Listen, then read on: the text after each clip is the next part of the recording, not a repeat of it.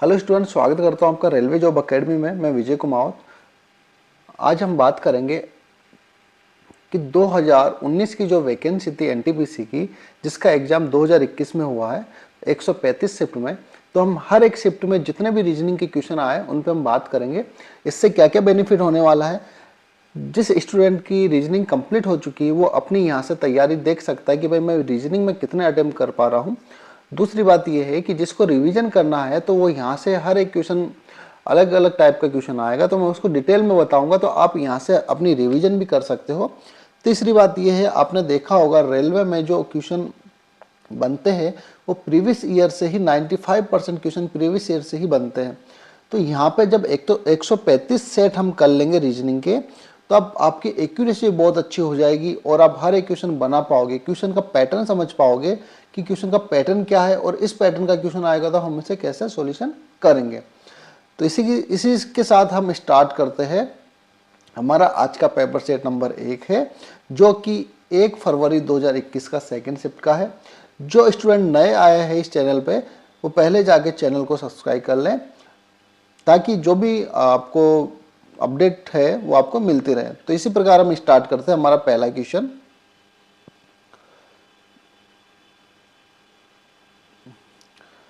अब देखो, साथ के साथ मैं आपको क्वेश्चन सोल्व कराऊंगा, प्लस मैं आपको एग्जाम में कैसे इसको अटेम्प्ट करना है वो चीजें मैं आपको बताऊंगा, ताकि आपका टाइम बच सके। क्योंकि मैंने खुद ने 2019 का एनटीपीसी क्वालिफाई किया है और मैं आज स्टेशन मास्टर पद पे कार्यरत हूँ, और 2018 में मैंने एलपी क्रैक किया है।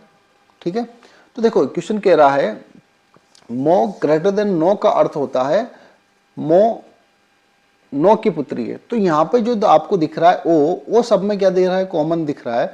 तो आप इसको क्वेश्चन को क्या किया रेलवे ने, इसको थोड़ा सा लेंथली, थोड़ा सा लैंग्वेज चेंज करके और थोड़ा इसको लेंथी बना दिया। तो आप इसको मो और नो ना पढ़ के आप इसको एम और एन पढ़ो, ताकि इजीली हम इसका सॉल्यूशन कर सके। तो एम ग्रेटर देन एन का अर्थ है एम एन की पुत्री है, यानी कि इस सिंबल का अर्थ हो गया पुत्री। इसी प्रकार एम हैशटैग एन का अर्थ है एम एन का पिता है, तो हैज का मतलब हो गया पिता। और इसी प्रकार जो डॉलर है इसका मतलब हो गया मां, और बार का मतलब हो गया भाई। यहां से हमें चीजें क्लियर आ गई। अब बोल रहा है पी का के से क्या संबंध है, ये व्यंजन आपको दे रखा है, इस व्यंजन में ये वैल्यू पुट करेंगे और हमारा आंसर आ जाएगा। देखो पहला क्या है, P dollar S Q, sorry P dollar Q. तो क्यू डॉलर का अर्थ क्या देखा हमने, माँ, तो पी क्यू की माँ है, तो हम लिखेंगे ये पी क्या है, माँ है, किसकी है, क्यू की। अभी क्यू का पता नहीं लगा कि मेल है फीमेल है। आगे देखो हैज का मतलब क्या है, हैज का मतलब यहाँ पे है पिता। तो बोल रहा है क्यू आर का पिता है। ठीक है, क्यू आर का पिता है, तो क्यू आर का पिता है। अब आगे कह रहा है बार, बार का मतलब क्या, भाई, यानी कि आर टी का भाई है। बार का मतलब है भाई, तो आर जो है ये है टी का भाई, ये टी का भाई है। आगे बोल रहा है ग्रेटर देन का मतलब क्या है, ग्रेटर देन का मतलब है पुत्री। तो टी के की पुत्री है, टी क्या है, पुत्री है, किसकी पुत्री है, के की। अब देखो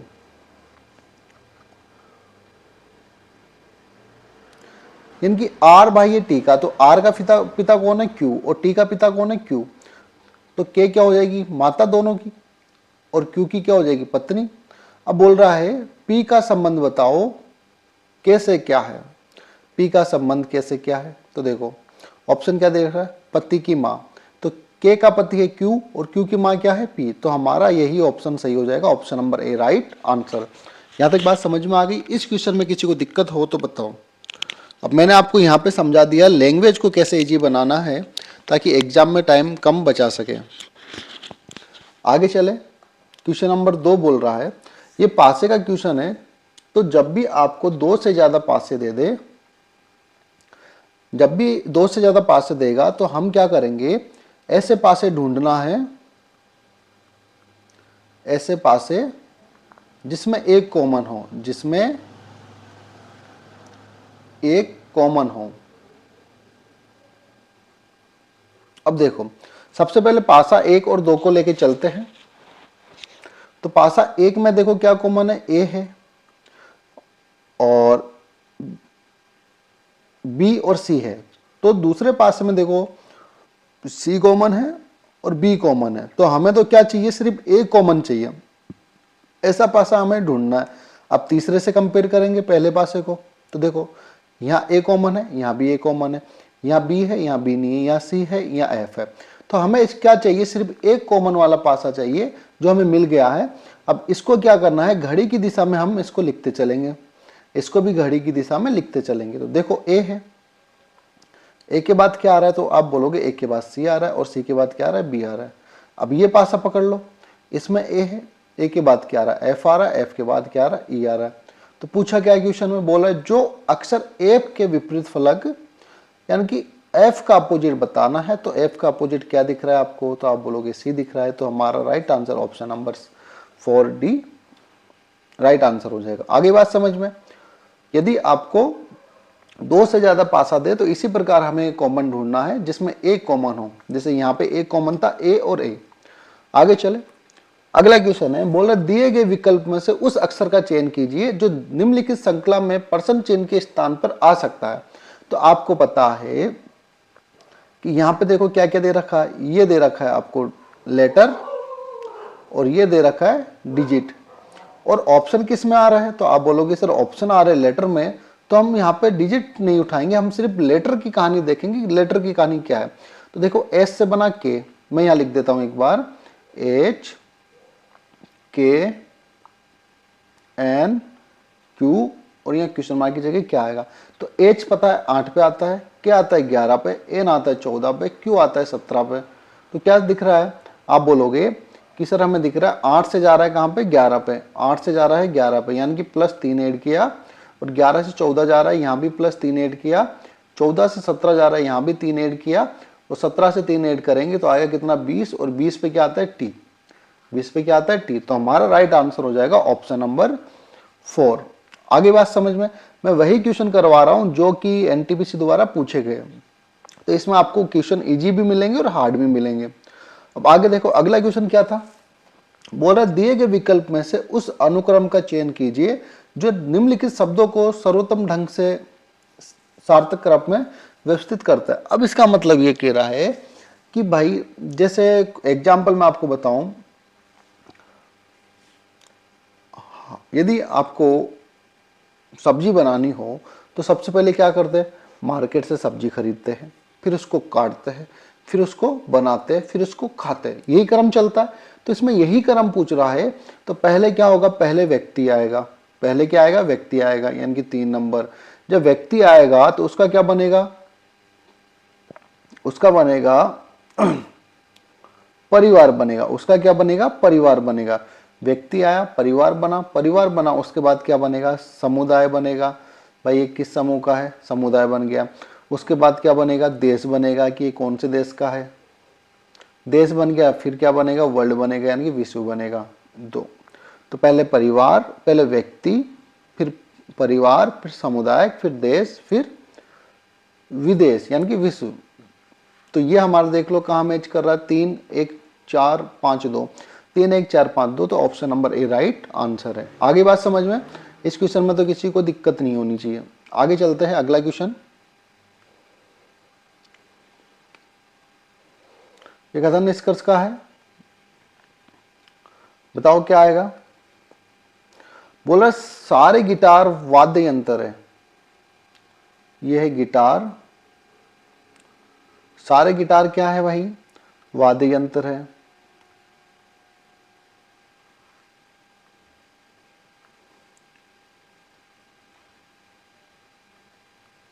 ठीक है, आगे बोल रहा है सारे वाद्य यंत्र पेग पाइप है, सारे वाद्य यंत्र क्या है, पेग पाइप है।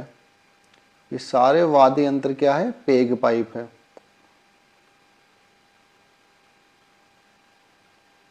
ठीक है, अब देखो निष्कर्ष क्या क्या दे रखा है, सभी पेग पाइप वाद्य यंत्र है, सभी पेग पाइप वाद्य यंत्र। एक चीज ध्यान रखना, जब भी ऐसा आपको दे स्लोगन, तो आप बाहर से जब अंदर आओगे तो सभी केस हो जाएगा गलत। और आप अंदर से बाहर जाओगे तो सभी केस हो जाएगा सही। ठीक है, बोल रहा सभी पाइप बेग पाइप वाद्यंत्र है, तो सभी बाहर से कहां आ रहा है, अंदर आ रहा है, बाहर से कहां आ रहा है, अंदर आ रहा है, और क्या है सभी, तो ये हो जाएगा गलत। आगे बोल रहा है सभी वाद्यंत्र गिटार है, सभी वाद्यंत्र क्या है, गिटार है, ये भी क्या हो रहा है, बाहर से कहां आ रहा है, अंदर, और क्या कह रहा है सभी, तो ये भी क्या हो जाएगा, गलत हो जाएगा। ठीक है, अब देखो तीसरा, सभी गिटार बेग पाइप है, सभी गिटार बेग पाइप है, और ये अंदर से क्या जा रहा है, अंदर से बाहर जा रहा है, और क्या कह रहा है सभी, तो ये हो जाएगा आपका सही, यानी कि option number C right answer है। तो इस चीज का ध्यान रखना, यदि आपको बाहर से अंदर आ रहा है और बोल रहा है सभी, तो वो हमेशा हमेशा 100% क्या होगा, गलत होगा। और यदि आपको बोल रहा है अंदर से बाहर जा रहा है और बोल रहा है सभी, तो वो 100% हमेशा और हमेशा सही होगा।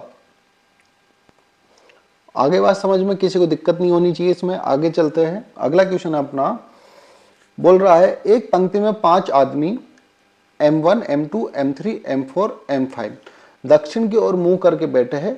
उपरोक्त पंक्ति के समांतर दूसरी पंक्ति में 5 महिला है, L1, L2, L3, L4, L5 उत्तर की ओर मुंह करके बैठी है। देखो 2 पंक्ति है, ऐसे क्वेश्चन को कैसे हल करना है, ये एनटीपीसी में बहुत ज्यादा बार पूछा जाता है ऐसा क्वेश्चन, तो इसको हमेशा ध्यान रखना कैसे सोल्व करना है। और आपको एनटीपीसी में 4 से 5 पजल देगा और वहां पे आपको टाइम बचाना है।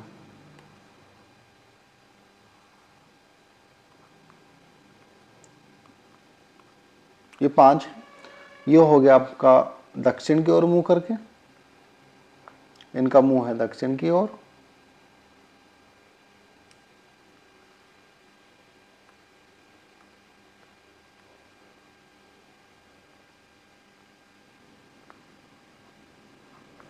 और इनका मुंह है उत्तर की ओर, महिलाओं का मुंह है उत्तर की ओर। अब इसमें हम केस समझ लेंगे राइट और लेफ्ट का।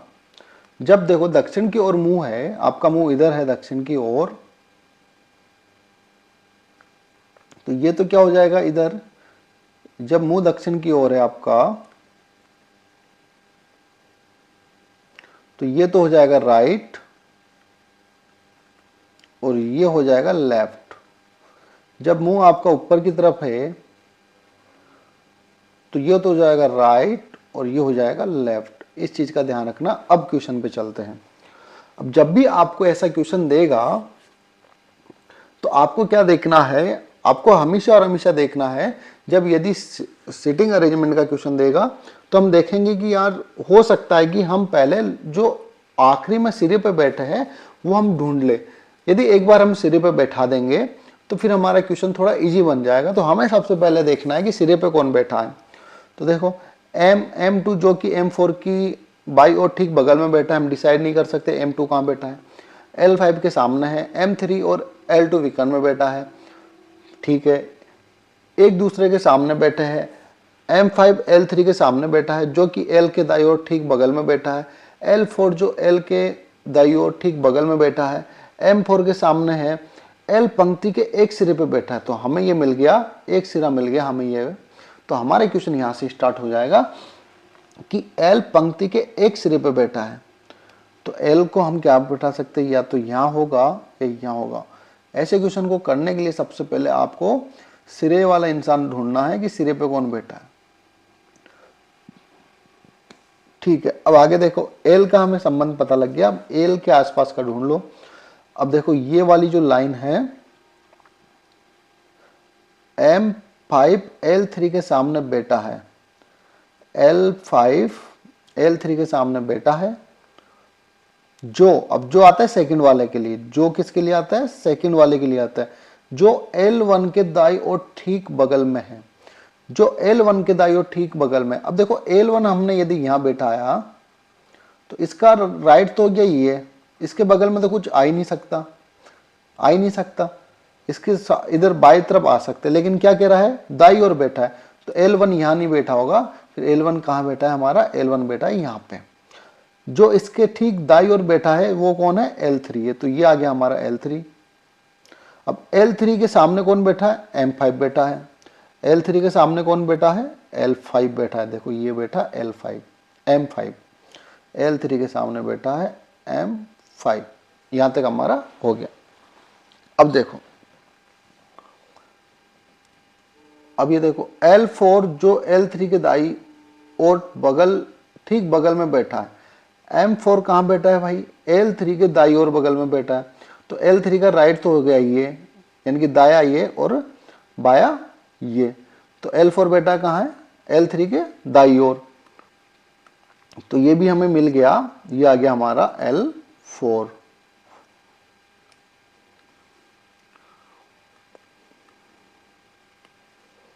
ये आ गया हमारा L4। ठीक है, ये लाइन भी हमने पढ़ ली, ये भी हो गया।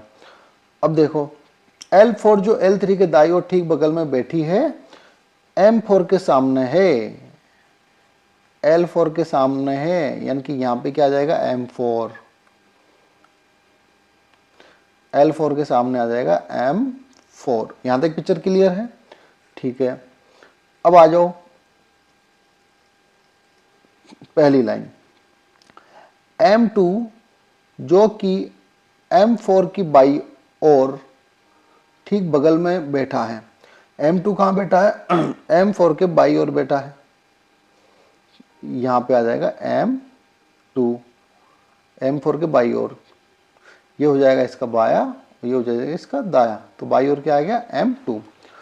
ठीक है, बैठा है और L5 के सामने है। M2 जो कि M4 के बाई और ठीक बगल में बैठा है, L5 के सामने है। तो L5 के सामने है, तो ये आ जाएगा, M2 कहाँ बैठा है भाई, L5 के सामने बैठा है। तो ये आ गया आपका L5। अब हमारा यहाँ से क्या बचा, L2। अब यहाँ पे क्या बचा है हमारा, M1 और M3, वो भी देख लेंगे। M3 L2 के विकर्ण में बैठा है, M3 L2 के विकर्ण में बैठा। तो देखो विकर्ण कुछ भी होता है, जैसे ये है तो इसका विकर्ण ये होगा और इसका विकर्ण ये होगा। तो L2 ये है तो इसके विकर्ण में क्या हो जाएगा, यहाँ पे M3 बैठ जाएगा। तो यहाँ हमने बैठा दिया विकर्ण में M3, तो ये बच गया M1। ये हमारा क्वेश्चन बन गया। ये आपको मैं समझा रहा हूँ इसलिए टाइम लग रहा है, बाकी इसमें इतना टाइम नहीं लगेगा यदि आपने प्रैक्टिस की होगी तो। अब देखो क्वेश्चन क्या कह रहा, निम्नलिखित में से कौन सा युग्म विकर्ण एक दूसरे के सामने है। तो देखो एक तो विकर्ण में बैठा है ये वाला M1 और L1, M1 और L1। एक विकर्ण ये बैठा है M3 और L2, M3 और L2। अब ऑप्शन में चेक कर लेंगे, M1 L2 नहीं होगा, M5 ये नहीं होगा, ये नहीं होगा। तो M1 L1, M1 L1 ये हमारा हो जाएगा ऑप्शन नंबर 4 राइट आंसर। आगे बात समझ में, इसमें कोई दिक्कत हो, कोई डाउट हो, कोई समस्या हो तो बताओ।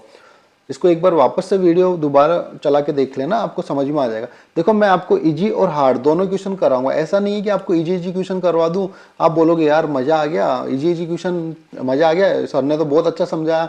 और क्योंकि वो इजी क्वेश्चन है तो वो तो समझ में आ ही जाएंगे। तो हमारा पर्पज है कि जो क्वेश्चन आ रहे हैं ना, जो रियल क्वेश्चन पूछे जाते हैं उन्हीं पे हम बात करेंगे, चाहे इजी हो चाहे हार्ड हो, सारे क्वेश्चन कवर करेंगे। अब आगे देखते हैं अगला क्वेश्चन। अब बोल रहा है 4 शब्द दिए गए हैं जिसमें 3 किसी तरह से एक समान है और एक असंगत है, यानी कि 4 शब्दों में से जयपुर, तिनसुकिया, देहरादून, कोहिमा, इन 4 शब्द है, 4 में से 3 का कोई ना कोई रिलेट है और एक शब्द क्या है, अलग है। तो देखो जयपुर भी किस राजधानी है, देहरादून भी राजधानी है, कोहिमा भी राजधानी है, लेकिन तिनसुकिया क्या है, ये एक शहर है, ये एक शहर है, ये राजधानी नहीं है। तो ये क्या हो जाएगा, सबसे अलग हो जाएगा तिनसुकिया। ये आप बोल सकते हो कि भाई जीके का क्वेश्चन है। आगे देखते हैं अगला क्वेश्चन। अगला क्वेश्चन क्या बोल रहा है, दिए गए ग्रिड को ध्यानपूर्वक अध्ययन कीजिए और दिए गए विकल्प में से उस विकल्प का चयन कीजिए जो इनमें प्रश्नवाचक की जगह आएगा। तो देखो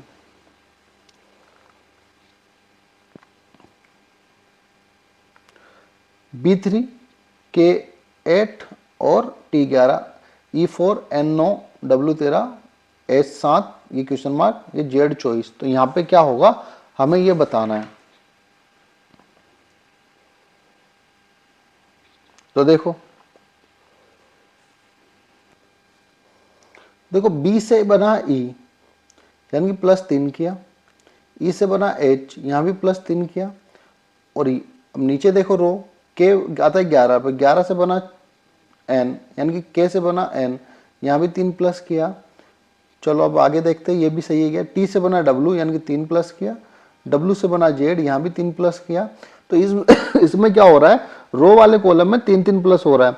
तो यहाँ पे देखो एन में 3 प्लस करोगे, एन आता है 14 पे, 3 प्लस करोगे 14 और 3 कितना हो जाए 17, और 17 पे क्या आता है क्यू, 17 पे क्या आता है क्यू। तो हमारा हो जाएगा ऑप्शन नंबर 3 राइट आंसर। सब में 3 प्लस किया। आगे देखते हैं अगला क्वेश्चन। बोल रहा है नीचे दिए गए संकला में एक पद लुप्त है, दिए गए विकल्प में उस सही विकल्प का चयन कीजिए जो संकला में परसन चिन्ह के स्थान पर आएगा। ठीक है, तो कर लेंगे। अब देखो ई से बना जी +1, जी आता है 7 पे, जी से बना आई +2, आई से बना के, आई के आता है 11 पे, सॉरी ई से बना जी, यहां भी 2 प्लस होगा, आई से बना के, यहां भी 2 प्लस हुआ, फिर के में 2 प्लस करोगे तो क्या आता है 11 पे, 2 प्लस करोगे तो 11 और 2 कितना 13, 13 पे आता है एम। तो अब देखो एम सिर्फ एक ही ऑप्शन में आ रहा है और बाकी किसी ऑप्शन में नहीं आ रहा है। ठीक है, तो हमारा राइट आंसर हो जाएगा ऑप्शन नंबर 3। हम इस क्वेश्चन को आगे चेक नहीं करेंगे, पूरा इसको नहीं बनाएंगे, पूरा बनाएंगे हमारा टाइम वेस्ट होगा। तो एम हमारा निकल के आ गया, जो कि यदि दो ऑप्शन में, दो एक से ज्यादा ऑप्शन में एम होता तो हम आगे सोल्व करते। तो इसका राइट आंसर हो जाएगा 3।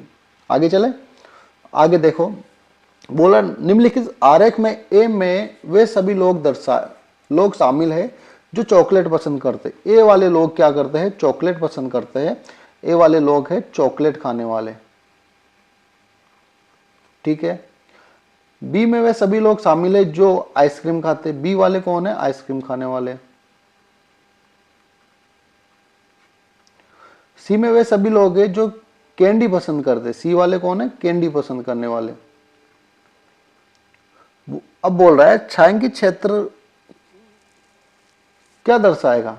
अब देखो ये जो भाग है ये वाला, इसमें क्या दर्शाएगा। अब मुझे ये बताओ इस भाग में क्या क्या आ रहा है। तो आप बोलोगे सर इस भाग में ए वाला भाग भी आ रहा है, इसमें बी वाला भाग भी आ रहा है और इसमें सी वाला भाग भी आ रहा है। तो इसका मतलब क्या है, इस भाग में ए भी आ रहा है और बी भी आ रहा है और सी भी आ रहा है, यानी कि चॉकलेट खाने वाले भी हैं और आइसक्रीम खाने वाले भी हैं और कैंडी खाने वाले भी हैं। तो ऑप्शन देखते हैं। वे लोग जो केवल चॉकलेट और आइसक्रीम पसंद करते, नहीं तीनों ही पसंद करते, चॉकलेट आइसक्रीम कैंडी आना चाहिए।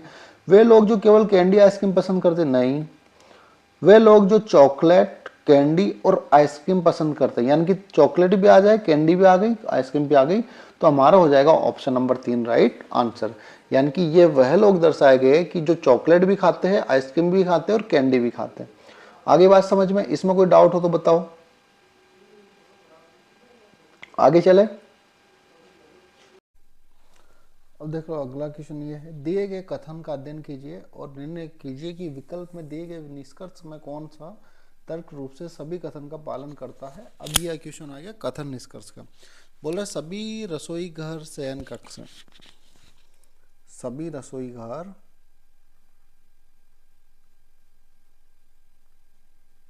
क्या है, शयन कक्ष है।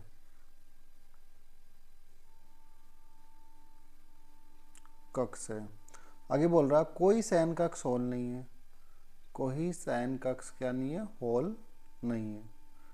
यानी कि हॉल का शयन कक्ष और रसोई से कोई भी संबंध नहीं है। तो देखो कुछ शयन कक्ष रसोई घर है, जब सभी रसोई शयन कक्ष है तो कुछ शयन कक्ष रसोई घर होगा। तो यह कथन हमारा सही है। तो हमारा पहला ही कथन सही हो गया। तो option number A right answer. और चेक करवा देते, कोई रसोई घर शयन कक्ष नहीं है। रसोई घर का कोई रसोई घर शयन कक्ष नहीं है, तो ये तो हो गया उल्टा, क्योंकि कुछ तो है भाई। तो ये निष्कर्ष हो गया गलत। सभी हॉल रसोई घर है, हॉल का रसोई का कोई संबंध ही नहीं है, तो ये भी हो गया गलत। कुछ रसोई घर हॉल है, हॉल का रसोई घर का कोई संबंध नहीं है, ये भी हो गया गलत। तो हमारा option number A right answer हो जाएगा। अब देखो अगला क्वेश्चन,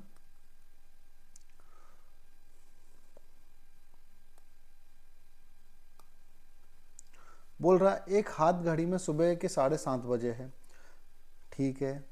यदि घंटे वाली सुई दक्षिण पश्चिम दिशा में है तो 15 मिनट बाद मिनट की सुई किस दिशा में होगी? तो आपने डायरेक्शन सबने देख पढ़ा होगा, ये होता है उत्तर, ये होता है दक्षिण, ये होता है पश्चिम, ये होता है पूर्व, और ये क्या होता है दक्षिण पश्चिम।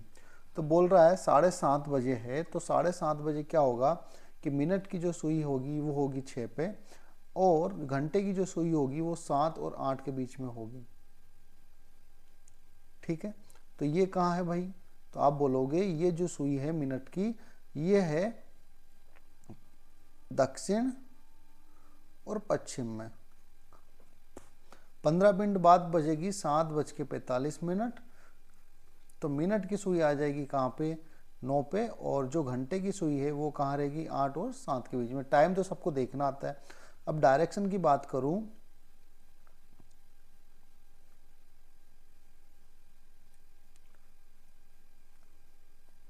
यदि डायरेक्शन की बात करूं तो ये तो हो गया उत्तर, ये हो गया दक्षिण, ये हो गया पूर्व, और ये हो गया पश्चिम।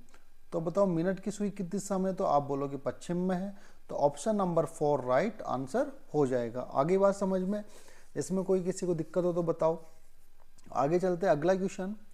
अगला क्वेश्चन बोल रहा है, बहुत ही अच्छा क्वेश्चन है, और आपको एनटीपीसी में ऐसे 4 से 5 क्वेश्चन देखने को मिलेंगे। जिसकी स्पीड है, जिसने प्रैक्टिस की है वो इजीली करेगा और टाइम बचाएगा, और जिसकी प्रैक्टिस नहीं है वो उलझ जाएगा, क्वेश्चन भी गलत करके आएगा। बोला 6 विद्यार्थी है A B C D E F ने विभिन्न परीक्षाओं में भाग लिया, या तो सी ने या एफ ने अधिकतम अंक प्राप्त किए, या तो सी ने अधिकतम अंक प्राप्त किए एफ ने। जब भी सी ने अधिकतम अंक प्राप्त किया तो ई ने क्या किया? न्यूनतम अंक प्राप्त किया। जब सी ने अधिकतम अंक प्राप्त किया तो न्यूनतम अंक प्राप्त किसने किया है? ई ने। जब एफ ने अधिकतम अंक प्राप्त किया तो न्यूनतम अंक प्राप्त किया है बी ने, ठीक है। सभी परीक्षा में उन्होंने भिन्न भिन्न अंक प्राप्त किए। डी ने ए से अधिक अंक प्राप्त किए, लेकिन वह निकटतम प्रतिस्पर्धी थे, यानी कि डी ने अधिकतम अंक प्राप्त किए और डी के बाद आ रहा ए ने बी से अधिक अंक प्राप्त किए, सी ने ए से अधिक अंक प्राप्त किए, ई और एफ भी निकटतम प्रतिस्पर्धी है। अब देखो क्या कह रहा है, यदि अब इसमें दो केस बनेंगे, लेकिन हम यहां से देखेंगे ये क्या बोलना चाह रहा है। यदि सी ने पहला स्थान प्राप्त किया तो ए का स्थान कौन सा होगा? तो हम कौन सा वाला केस ले लेंगे भाई? ये वाला केस लेंगे, ये वाला हम काट देंगे। आगे बात समझ में? तो देखो सी ने जब अधिकतम अंक प्राप्त किया तो ई क्या करेगा? न्यूनतम अंक प्राप्त करेगा। यहाँ तक हमारी पिक्चर क्लियर है। तो हमने दो केस में से एक केस डिसाइड कर लिया इसका एक क्वेश्चन देख के। यदि सी ने पहला स्थान प्राप्त किया तो ए कौन सा करेगा? अब आ जाओ क्वेश्चन की तरफ। सभी परीक्षा में उन्होंने भिन्न भिन्न अंक प्राप्त किए। डी ने ए से अधिक अंक प्राप्त किए। भाई डी ने ए से क्या किए? अधिक अंक प्राप्त किया, लेकिन वह निकटतम प्रतिस्पर्धी थे, यानी कि डी के बाद आएगा ए, ठीक है। ए ने बी से अधिक अंक प्राप्त किए, ए ने बी से अधिक अंक प्राप्त किए। सी ने ए से अधिक अंक प्राप्त किए, सी ने ए से अधिक अंक प्राप्त किए हैं, लेकिन वो इसका निकटतम नहीं बता रहा है, ठीक है। ई और एफ भी क्या है? निकटतम प्रतिस्पर्धी है। यदि ई लास्ट में है तो ई से पहले क्या आ जाएगा? एफ आ जाएगा, क्योंकि इनका नंबर क्या है? दोनों आपस में आसपास है, ठीक है। अब देखो ये हमारा बन गया, एफ यहाँ आ गया। अब बचे कितने? 6 में से बचे 3, और 3 का हमें ये हमने बना रखा है। डी आएगा, फिर क्या आएगा? ए आएगा, फिर क्या आएगा? बी आएगा, और सी ने तो सबसे ज़्यादा अंक प्राप्त किए ही है। तो ये हमारा केस बन गया। अब देखो यदि सी ने पहला स्थान प्राप्त किया है तो ए का स्थान क्या होगा? तो ए का क्या होगा? पहले पे सी, दूसरे पे डी, तीसरे पे ए, तो कौन सा स्थान हो जाएगा? आप बोलोगे तीसरा, क्योंकि ऑप्शन नंबर ए हमारा राइट आंसर हो जाएगा। इस क्वेश्चन में किसी को दिक्कत हो तो बताओ, ये क्वेश्चन बहुत लेंथी है, लेकिन एक मैं आपको अप्रोच बता रहा हूँ कि एग्जाम में आपको कैसे अप्रोच लगाना है, कैसे क्वेश्चन को समझना है। नहीं तो आप 2 केस बनाओगे, उसके बाद में डिसाइड करोगे कौन सा केस सही है। तो यहाँ से हमने क्वेश्चन से पकड़ लिया कि भाई हमें सिर्फ एक केस बनाना है, सी वाला। आगे बात समझ में? आगे चले, अगला क्वेश्चन देखो। ये भी पजल का क्वेश्चन है और बहुत अच्छा क्वेश्चन है। विमल, कमल पियानो और गिटार में अच्छे हैं, रीमा और सीमा हॉकी और गिटार में अच्छे हैं, रीमा, कोमल और रीना हॉकी और शतरंज में अच्छे हैं, रीमा पियानो और बैडमिंटन में अच्छे हैं, कोमल और शोभा शतरंज और पियानो में अच्छी है। कौन हॉकी, शतरंज, बैडमिंटन में अच्छे हैं लेकिन गिटार में अच्छे नहीं है? तो ये आपको बनाना पड़ेगा। कौन कौन है? विमल है, कमल है, और कौन है? रीमा है। देखो ये क्वेश्चन होते हैं एग्जाम में जब टाइम बचता है ना, तब करने के लिए। पहले करने बैठोगे काफ़ी टाइम लगा दोगे, इससे अच्छा आप जीके के क्वेश्चन कर लो या जो इजी क्वेश्चन है वो कर लो। फिर आ जाएगा कोमल,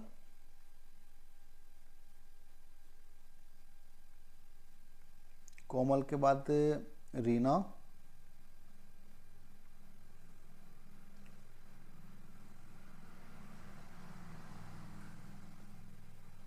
रीना के बाद शोभा।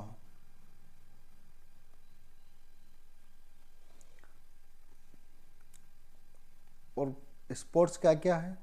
स्पोर्ट्स है हमारे पास पियानो, पियानो, गिटार, हॉकी, शतरंज और बैडमिंटन।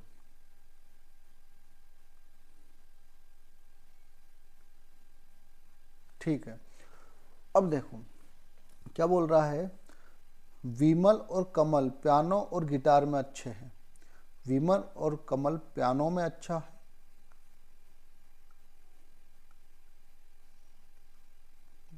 विमल पियानो में अच्छा है और गिटार में अच्छा है, कमल भी पियानो में अच्छा है और गिटार में अच्छा है। ठीक है, आगे चलते हैं। रीमा और सीमा हॉकी और गिटार में अच्छे हैं। रीमा और सीमा, रीमा हॉकी में अच्छी है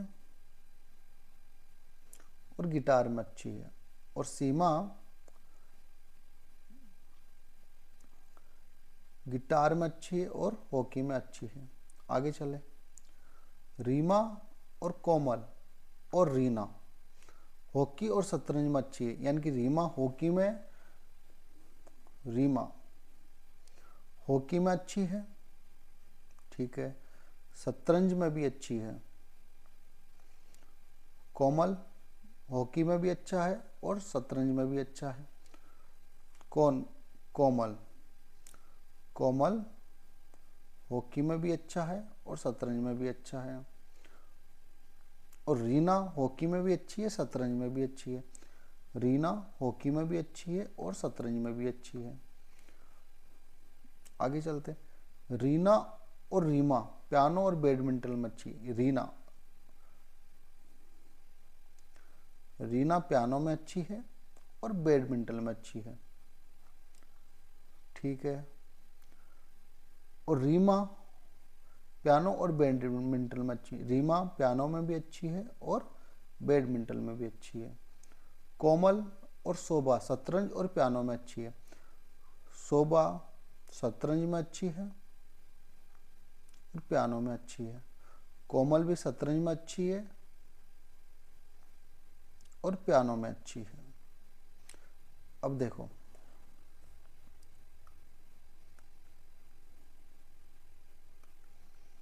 विमल हॉकी में अच्छा नहीं है, शतरंज में अच्छा नहीं है, बैडमिंटन में अच्छा नहीं है। कमल भी इस हॉकी, शतरंज, बैडमिंटन में अच्छा नहीं है। रीमा सभी में अच्छी है। सीमा पियानो में अच्छी नहीं है, शतरंज में अच्छी नहीं है और बैडमिंटन में अच्छी नहीं है। कोमल की बात करें गिटार में अच्छी नहीं है और बैडमिंटन में अच्छी नहीं है।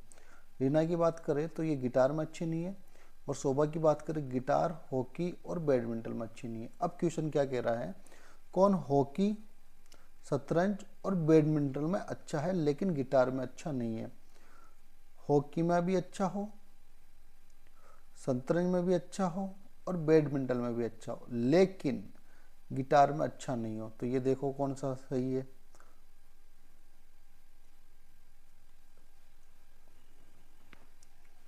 रीना देखो, हॉकी में भी अच्छी है, शतरंज में भी अच्छी है, बैडमिंटन में भी अच्छी है, लेकिन गिटार में अच्छी नहीं है, गिटार में अच्छी नहीं है। तो हमारा आंसर क्या हो जाएगा, आंसर रीना, यानी कि आंसर नंबर 3। आगे बात समझ में, आपको इसको ऐसे ही करना पड़ेगा और कोई इसका कोई सॉल्यूशन नहीं है, ठीक है। यही तरीका है आपको करने का, ताकि एग्जाम में आपसे गलती ना हो। ऐसे क्वेश्चन किए जाते हैं बाद में, जब आपको एग्जाम में टाइम बच गया तो ऐसे क्वेश्चन को अटेम्प्ट करो, नहीं तो आप स्किप कर सकते हो। ये क्वेश्चन स्किप करने वाले हैं, या फिर आपकी बहुत ज़्यादा प्रैक्टिस हो तो आप कर पाओगे। आगे चलें। बोल रहा एक निश्चित कूट भाषा में LAUGHTER को MBVHIUFS लिखा जाता है, तो इसे कोड भाषा में क्या लिखा जाएगा। तो देखो L आता है 12 पे, तो यहाँ +1 किया, यहाँ A से B बना +1 किया, U से V बना +1 किया, तो यहाँ पे G से H बना +1 किया। तो यहाँ पे हर एक कोड में 1 प्लस कर रहा है, तो यहाँ पे हम कोड बना लेंगे। D में 1 प्लस करेंगे E में 1 प्लस करेंगे, E के बाद आता है F, P में 1 प्लस करेंगे, P के बाद आता है Q, R के बाद R में 1 प्लस करेंगे आएगा S, E में 1 प्लस करेंगे आएगा F। देख लो बन गया कि इतने में EFQSF, EFQSJ, ये नहीं होगा, पूरा ही बनाना पड़ेगा। S में 1 प्लस करेंगे T, फिर S में 1 प्लस करेंगे T, I में 1 प्लस करेंगे, कितना आ जाएगा J, O आता है 15 पे 1 प्लस करेंगे P, N आता है 14 पे 1 प्लस करेंगे तो 15O, EFQSFTTJPO। तो ऑप्शन नंबर ए हमारा राइट आंसर हो जाएगा। सब लेटर में 1-1 प्लस किया है। आगे चले, अगला क्वेश्चन है, बोल रहा एक परिवार के 5 सदस्य ABCDE, D B का पिता है, D पिता है B का। अब B का अभी संबंध नहीं पता क्या है। जो A की पत्नी है, जो आता है मैंने आपको बताया, जो आता है सेकंड के लिए, जो आता है सेकंड के लिए, यानी कि दूसरा नंबर पे जो होता है उसके लिए आता है। जो A की पत्नी है, तो B क्या है भाई, यह है A की पत्नी, ठीक है। C D की बहन है, C D की बहन है, C क्या है भाई, C है D की बहन है। और E D की पत्नी है, E D की पत्नी है, तो E क्या है भाई, E पत्नी है D की, ये हो गई इसकी पत्नी। तो E का A से क्या संबंध है, E का A से क्या संबंध है। तो देखो B का पिता क्या है, B का पिता हो गया D, और B की माँ हो गई क्या, E, B की माँ हो गई E, और B की पत्नी हो गई A, तो इसकी क्या लगेगी, साहसी लगेगी। तो ऑप्शन नंबर 3 राइट आंसर। आगे बात समझ में, आगे चले अगला क्वेश्चन। अब देखो ये तर्क का क्वेश्चन आ गया, हमें ये कथन सत्य मानते हुए देखना है। बोल रहा है प्रशासनिक विभागों में कार्यरत अधिकारियों की स्थानांतरित किया जाना चाहिए। अब तर्क देखो क्या कह रहा है,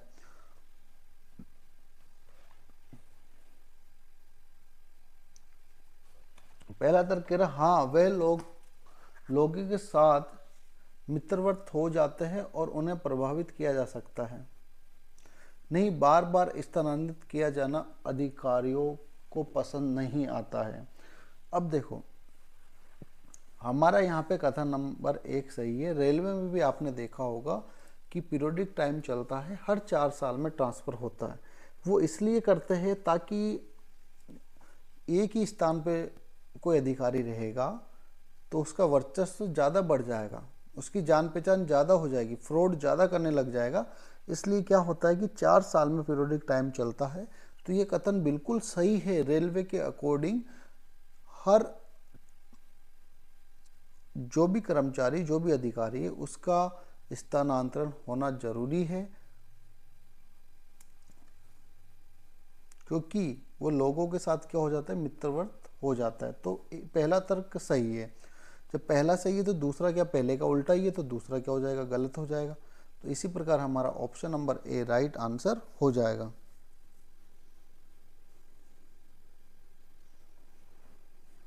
चले आगे, अगला क्वेश्चन। ये भी कथन निष्कर्ष का है। बोल रहा एक विज्ञापन में कहा जाता है कि घरों को सजाने के लिए XYZ पेंट का इस्तेमाल किया जाना चाहिए। लोग अपने घरों को सजाना चाहते हैं, केवल XYZ पेंट ही घरों को सजावट बना सकता है। देखो, तर्क और धारणा में जहाँ पे अब केवल वर्ड आ जाए ना, केवल, वो हमें गलत ही बताना है। जहाँ केवल वर्ड आ जाए, केवल यही कर सकता है, क्यों भाई, और कोई पेंट नहीं है क्या मार्केट में, और भी तो पेंट है। या बोल दे केवल यही व्यक्ति ये काम कर सकता है, क्यों भाई, दूसरा व्यक्ति नहीं कर सकता। तो जहाँ पे आपको कथन में या धारणा में केवल वर्ड आ जाए तो उसे हमें गलत ही मानना है। तो यहाँ पे सेकंड जो धारणा है, इसमें केवल वर्ड आया तो इसे हम गलत कर देंगे। अब देखो, किसी भी चीज़ का एड आता है तो वो क्या होती है, लोगों को उस चीज़ की ज़रूरत होती है। भाई लोग पेंट सजाना चाहता है घरों को, तभी तो पेंट कोई कंपनी खुली होगी पेंट की, उसने अपना एड किया होगा। ठीक है, तो पहला कथन सही है, लोग अपने घरों को सजाना चाहते हैं। तो हमारा ऑप्शन नंबर 4 राइट आंसर हो जाए। केवल धारण एक निहित करता है, और जहाँ पे केवल वर्ड आएगा उसे हम कथन को क्या करना है, 99% केस में उसे गलत ही मानना है। आगे बात समझ में, आगे चले। कह रहा 4 शब्द युग्म दिए गए जिनमें से 3 किसी प्रकार से समान है जबकि एक असंगत है। असंगत शब्द युग्म का चयन कीजिए। तो देखो, कम ज्यादा यानी कि ये इसका उल्टा है। रात दिन ये इसका उल्टा है। मुलायम नाजुक ये इसका उल्टा है। मीठा खट्टा ये इसका उल्टा है। तो इसमें से बताना है कौन सा असंगत है। देखो, कम ज्यादा तो ये इसका उल्टा है।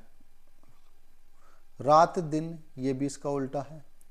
मीठा खट्टा ये भी इसका उल्टा है। मुलायम और नाजुक तो दोनों एक ही चीज हो गई। बोल देना यार बहुत मुलायम हाथ है इसके, या बोल दे बहुत नाजुक हाथ है इसके। तो मुलायम और नाजुक ये उल्टा कहाँ हुआ, ये तो सेम ही वर्ड हो गए। तो ये वाला जो तर्क है ये अलग हो जाएगा हमारा, यानी कि मुलायम और नाजुक ऑप्शन नंबर 2 राइट आंसर। आगे बात समझ में, आगे चलते हैं। अगला क्वेश्चन, उस विकल्प का चयन कीजिए जिसमें तीसरा पद के साथ वही संबंध है जो दूसरे पद से पहले संबंध है। एनालॉजी का क्वेश्चन है। लॉ और ऑर्डर, यानी कि कानून, आदेश। जिस प्रकार कानून बनाने के लिए आदेश पारित किया जाता है, उसी प्रकार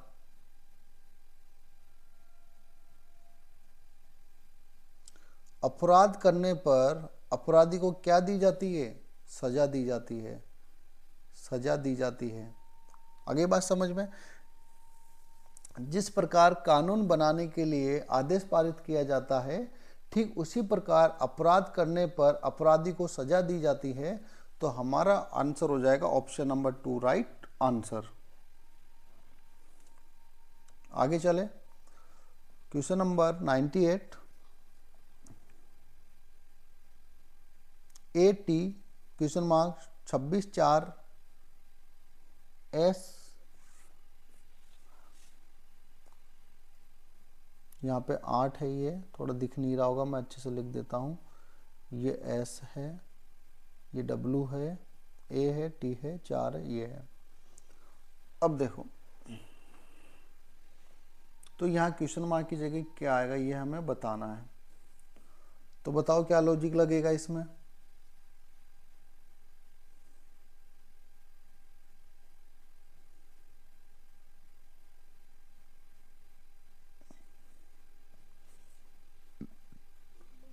तो देखो S से 8, इसी प्रकार W से 4, इसी प्रकार A से 26, इसी प्रकार T से यहाँ क्या आएगा। तो आपने एक चीज़ नोटिस की होगी, S आता है 19 पे और 8 आता है ये, तो 19 पे आता है, और W आता है 23 पे, A आता है 1 पे। तो देखो इनका योग कितना हो गया, तो आप बोलोगे इनका योग हो गया 27, 23 और 4 का योग कितना हो गया 27, 26 और 1 कितना हो गया 27, ये विपरीत कोडिंग है। तो यहाँ पे भी क्या आना चाहिए 27, तो T आता है 20 पे, तो यहाँ पे क्या आना चाहिए 7, तभी तो योग 27 बनेगा। तो option number B right answer हो जाएगा। आगे बात समझ में, आगे चलें। क्वेश्चन नंबर 99 बोल रहा है वर्तमान में एक माँ की आयु पुत्र की आयु की 3 गुनी है। 5 वर्ष पहले उनकी आयु उसके पुत्र की आयु से 4 गुनी थी। पुत्र की वर्तमान आयु ज्ञात कीजिए। तो ये तो आपका मैथ का क्वेश्चन आ गया।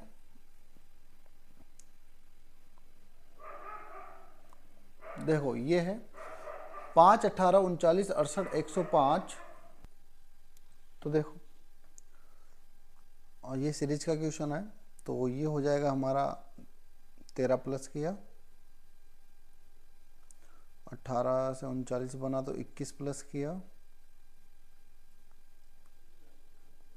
39 से 68 बना तो कितना प्लस किया 29 प्लस किया,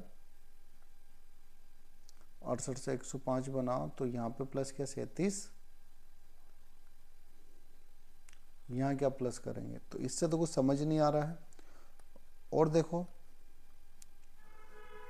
यहाँ पे अंतर देखेंगे तो ये 8 प्लस किया, यहाँ पे 8 प्लस किया, यहाँ पे भी 8 प्लस किया, और यहाँ पे भी क्या करेगा 8 प्लस करेगा। तो 37 8 कितना होता है 45, तो यहाँ करेगा 45 ऐड, तो 105 में 45 ऐड करेगा तो ये हमारा आ जाएगा 150, जो कि option number D right answer है।